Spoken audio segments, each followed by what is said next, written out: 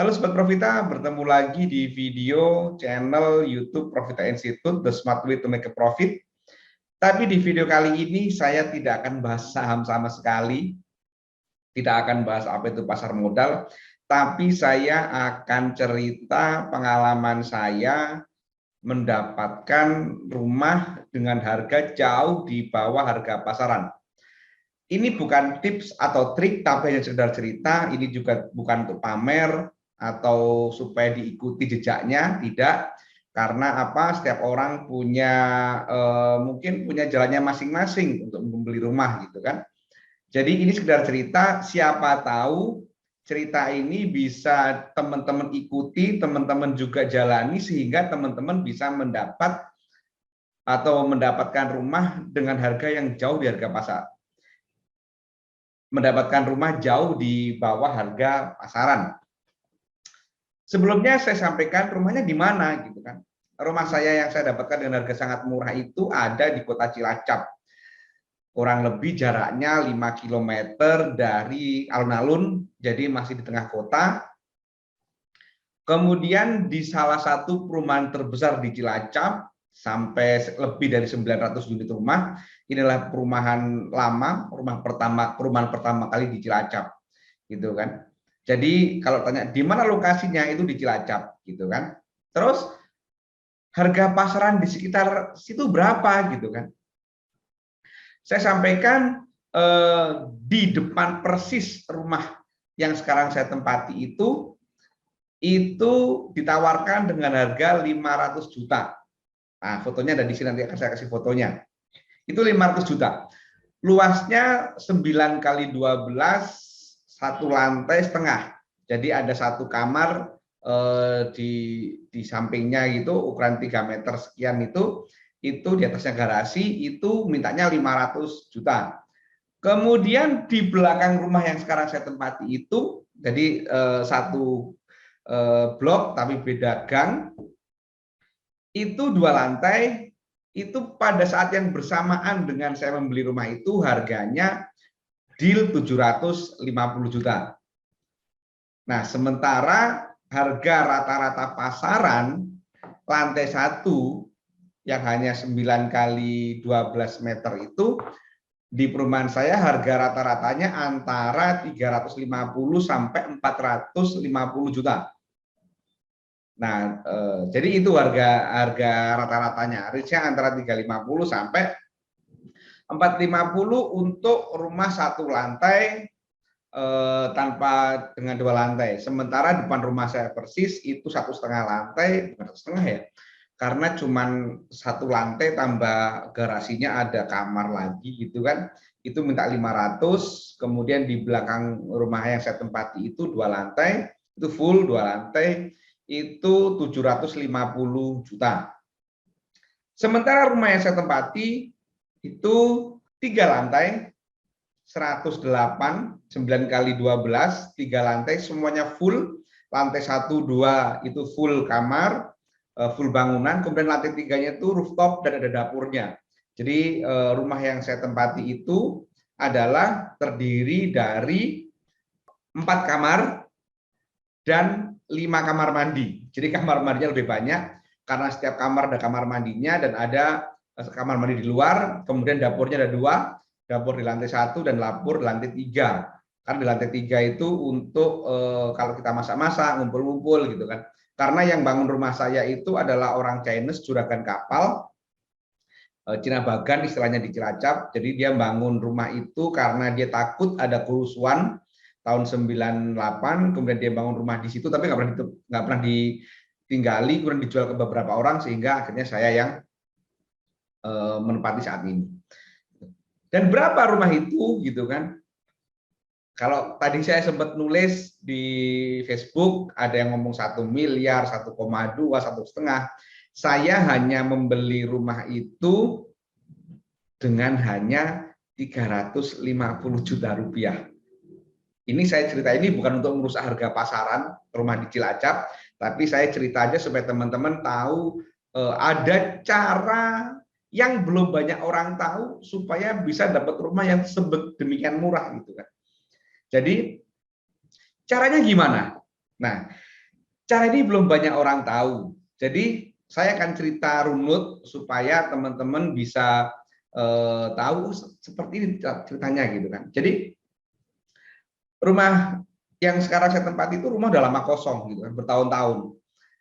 Beberapa orang menaksir karena saya ketua RT di situ, beberapa orang nanya ke saya, ini yang punya siapa, saya juga nggak tahu gitu kan. Karena waktu saya pindah ke perumahan itu, rumah itu udah kosong gitu kan. Tahun 2009 itu rumah udah kosong. Cuman ada orang yang ngontrak, ada kantor yang ngontrak gitu kan. Nah, kemudian suatu ketika ada orang dari Wonosobo, sebut salah namanya Pak Ijo gitu kan. Pak Ijo itu ke rumah saya minta surat pernyataan mau menjual rumah itu. Nah, karena saya RT, karena saya ketua RT, sehingga dia minta tanda tangan ke saya gitu kan. Wah, saya kejar tuh. Minta berapa ini Pak gitu kan. Ceritanya gimana nih Pak, kok Bapak yang punya orang Semarang gitu kan. Padahal informasi terakhir yang saya terima itu orang Cilacap sini aja yang punya. Terus dia cerita. Dan cerita inilah yang belum banyak orang tahu teman-teman. Jadi intinya rumah ini dibeli adalah rumah bermasalah. Karena sudah dijadikan agunan bank, kemudian lama macet, kemudian sama Pak Paijo ini diambil alih utangnya. Nah, singkat cerita, Pak Paijo ini menawarkan kepada saya 500 juta. Itu harus melalui proses lelang di KPKNL. Jadi harganya 500 juta gitu kan. Nah, saya kebetulan ada saudara yang di bank. Saya nanya nih, itu berapa sih sebenarnya nilainya gitu kan. Kemudian saya dapat informasi dari saudara saya bahwa rumah itu pokok hutangnya itu sekitar 250 juta. Gitu. Karena dasar itulah saya akhirnya berani menawar. Berani menawar 350 juta, 300 juta awalnya. Dia nggak dikasih. Kemudian akhirnya deal 350 juta. Nah, setelah deal secara verbal, baru kita ngurus nih, teman-teman. Jadi Pak Paijo ini memang pekerjaannya mencari properti-properti yang bermasalah di bank swasta. Nah, kuncinya adalah di bank swasta. Jadi kalau di bank swasta itu, ini menurut Pak Paijo yang disampaikan ke saya, itu prinsipnya yang penting duitnya kembali. Sementara kalau di bank BUMN atau BUMD, kayak BPD, kemudian BRI, itu enggak boleh. Jadi harga properti itu harus dilelang sesuai dengan harga pasaran. Nah, kalau si bank swasta itu bisa dilelang, yang penting modalnya balik gitu kan. Nah, singkat cerita akhirnya saya proses tuh. Jadi harus ngiklankan dulu di media di media waktu di KR di Jogja. 3 hari itu biayanya dibebankan kepada kami gitu kan. Nah, akhirnya singkat cerita kami lelang. Kami lelang di KPKNL. Loh, tadi katanya deal 350 juta, tapi kan lelangnya 500 juta. Gimana itu? Nah, ini menariknya teman-teman. Ini yang teman-teman pasti belum banyak tahu. Gitu kan. Jadi saya itu betul mengikut istri saya, nama istri saya. Itu lelang itu memang betul 501 juta yang kita masukkan ke sistem. Gitu kan. Tapi sebenarnya di belakang layar kami itu udah deal sama Pak Paijo ini 350 juta. Kami tetap bayar ke KPKN, transfer ke KPKN sesuai dengan nilai lelang 501 juta. Tapi setelah lelang diketok, kami dinyatakan pemenang, uang yang 151 itu dikembalikan kepada kami. Nah, inilah yang nggak banyak orang tahu.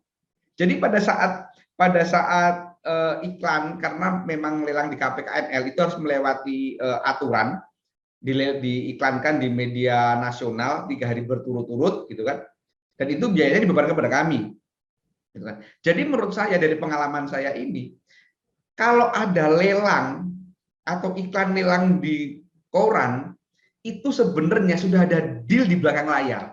Ini pengalaman saya gitu kan ya, karena terbukti, karena saya ya tetap 501 yang kami tulis di sistem, tapi sisanya dikembaliin gitu kan. Nah, itulah teman-teman. Nah, uniknya lagi pada saat kami sudah deal secara verbal, tapi belum masuk ke sistem lelang, masih iklan waktu itu, ada temennya orang tua main ke rumah gitu kan.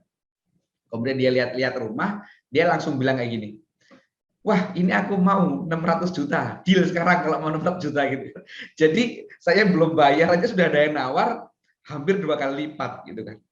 Dari 350 dan ditawar 600 juta gitu kan. Cuman waktu itu orang tua kami bilang, kalau kamu mau bangun rumah ini dengan 700 juta pun nggak akan bisa. Karena itu kualitasnya luar biasa gitu kan.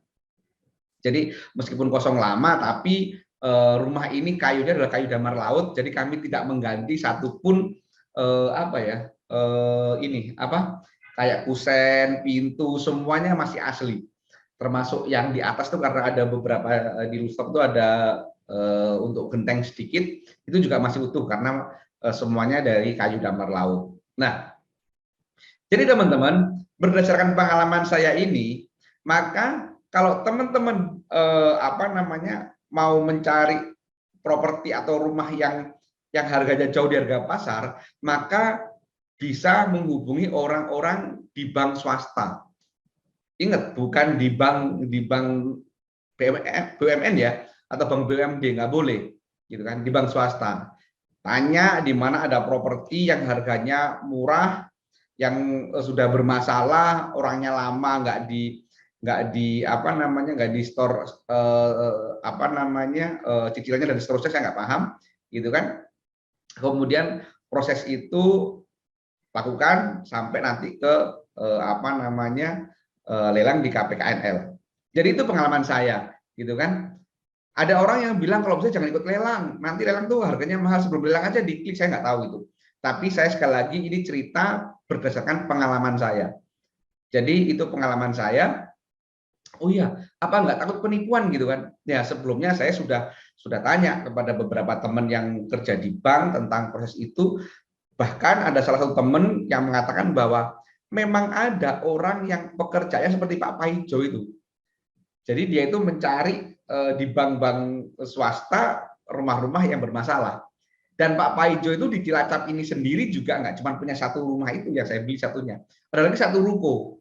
Satu ruko, bukan ruko ya. Jadi komplek ruko di pertigaan gitu, di pojokan itu ada 12 ruko dan satu kios. Itu kalau secara kasat mata pasti harganya di atas 1,5 M, mungkin 2 M lebih. Tapi sama Pak Paijo itu dijual hanya ditawarkan kepada saya waktu itu hanya 900 juta. Itu andaikan dijual terpisah satu ruko itu 100 juta aja. 1 juta aja satu ruko itu pasti laku 1 juta. Itu kalau laku semua, itu dia udah dapat uang 1,2. Udah untung gitu kan. Nah, itu contoh gitu kan. Jadi memang ada orang yang pekerja seperti itu. Nah, kemudian ada yang tanya lagi waktu itu, loh Mas, emang itu nanti yang punya rumah itu nggak menggugat gitu kan? Nah, itu jawaban waktu itu karena saya kebetulan di salah satu bank di CI bla bla bla gitu kan.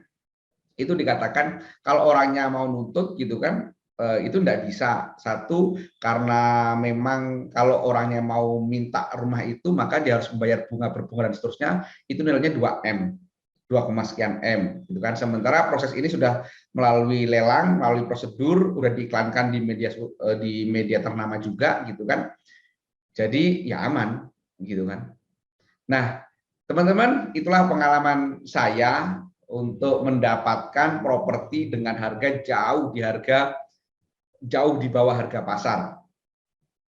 Ini sekali lagi bukan tips, bukan trik, sekedar cerita. Siapa tahu teman-teman ada yang belum punya rumah, kepengen beli rumah dan ingin harga rumah yang murah, maka mungkin cara ini bisa ditempuh atau dieksplor lebih lanjut lah. Bila ada pertanyaan-pertanyaan lainnya, silakan tulis di kolom komentar. Insya Allah saya akan bahas, akan saya jawab. Nah, demikian dari saya. Mohon maaf channel ini jadi tidak berisi saham, tapi semoga ini bermanfaat deh. Demikian, terima kasih. Semoga bermanfaat. Wassalam.